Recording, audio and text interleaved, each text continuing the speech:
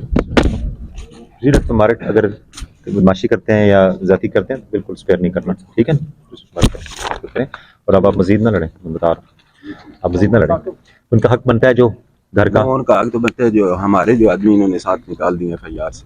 کس سے؟ درخواست میں دیکھیں. نہیں آپ کے آدمی کے آپ لوگ کی تو اور بڑی چیزیں بول رہی ہیں، پھر ہم وہ بھی کھولتے ہیں.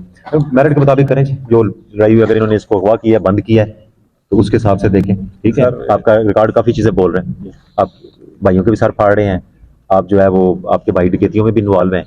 تو اس کے بعد آپ کو کون کہے گا کہ یہ آپ شرافت سے رہ رہے ہیں؟ بھائی کدھر ہے ان کا جی؟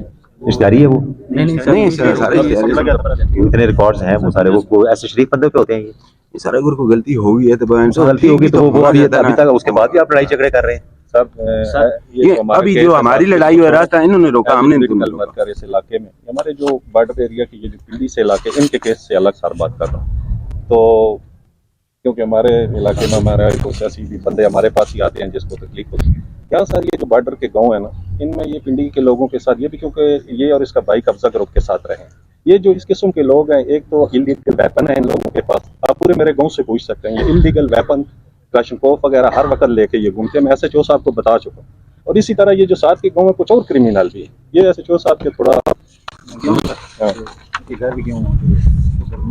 کلیئر کریں. یہ جو رائٹ لیفٹ سے ہیں نا، ان لوگوں نے کی ہے، نشان ہمارے گھر پر بنے ہوئے ہیں، ان لوگوں نے کی ہے. ہماری SHO صاحب ادھر سے تصویر بھی لے کر آئے ہیں جو ہماری سفینوں پہ فائر لگے ہوئے ہیں، لیکن اس کی کوئی بات ہی نہیں. کس نے فائر کی؟ ان لوگوں نے سر. ان لوگوں نے کون؟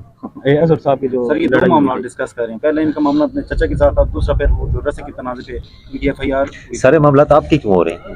پورا گاؤں ایک طرف ہے اور آپ ایک طرف ہے. ہم غریب لوگ ہیں سارو. یہ برادری والے یہ اور اس کباب جس جگہ پہ بیٹھے ہوئے ہیں، یہ میرے پورے گاؤں کا نمبردار ہے صاحب. میرے والد صاحب نے بدلا ہوا ہے، ہمارے کچھ بھی نہیں ہے کام ہے کوئی بھی. دیکھیں میں خالی ریکارڈ پیش کر سکتا ہوں آپ کے پاس. ان کے پاس رہنے کے لیے جگہ نہیں تھی، تو ہماری فیملی ہمیشہ سے لک آفٹر کرتی ہے سب غریب لوگوں کے. ان کی جگہ میں صبح آپ کو ڈاکومنٹ دیتا ہوں جہاں یہ اس کا باپ بیٹھے وہ جگہ بھی ہماری، اور اگر اس سے زیادہ یہ کریں گے تو ہم ابھی ان کو بے دخل بھی کریں گے سر. وہ اب عدالت سے کاروائی کریں نا، جو لیگل کاروائی کریں، اور باقی میرٹ پہ کریں جی. مزید لڑائی جھگڑا نہیں ہونا چاہیے. سارے انہوں نے پورے گاؤں کا جینا حرام کر دیا. چل ہم اس پہ فوکس کرتے ہیں انشاءاللہ، ٹھیک ہے نا.